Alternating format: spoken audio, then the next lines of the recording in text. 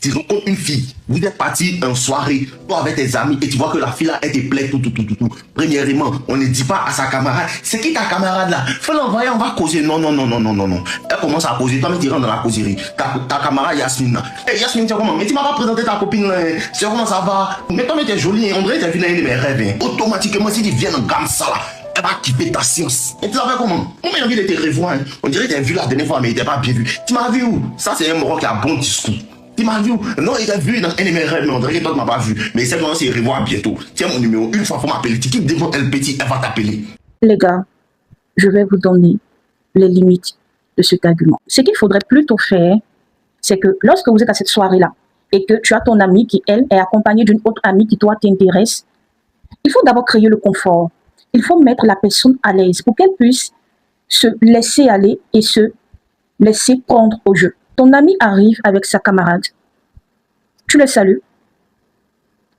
Tu le souris poliment. Tu demandes à ton ami de faire les présentations, chose qui est correcte. Toi, tu ne prends pas les initiatives. Non, parce que c'est pas respectueux.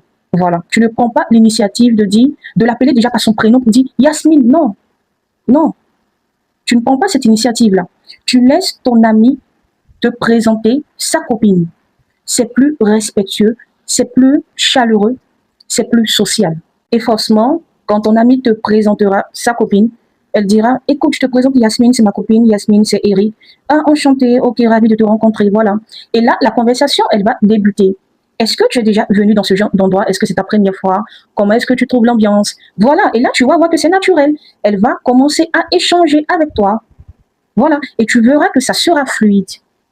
Et au fur et à mesure dans vos échanges, tu peux lui proposer un autre verre, ou soit pour être plus ingénieux, tu peux lui dire comme ça, tu es de celles qui aiment observer ou danser. Vous voyez le truc? Pour être plus ingénieux, tu peux déjà dans vos conversations lui demander, mais tu es de celles qui aiment plus observer ou s'éclater ou danser. Peut-être elle te dira, non, moi j'aime pas trop danser, je sais pas danser, j'aime observer les gens qui dansent, j'aime l'ambiance. Si elle te dit qu'elle ne sait pas danser, là, elle vient de te donner une brèche, elle vient de t'ouvrir une brèche sans qu'elle-même, elle ne le sache. Parce que là, tu pourras t'appuyer là-dessus pour lui proposer une danse. Tu pourras lui dire comme ça, mais viens, moi je vais t'apprendre à danser, tu vois. Vous voyez le truc? Voilà. Et ainsi de suite. Tu pourras lui dire, ça te dirait qu'on se revoit, donc laisse-moi ton numéro. Voilà. Mais tu ne vas pas lui dire, tiens mon numéro, appelle-moi. Maintenant, le coup de prends mon numéro, appelle-moi, ça marche une fois sur 100.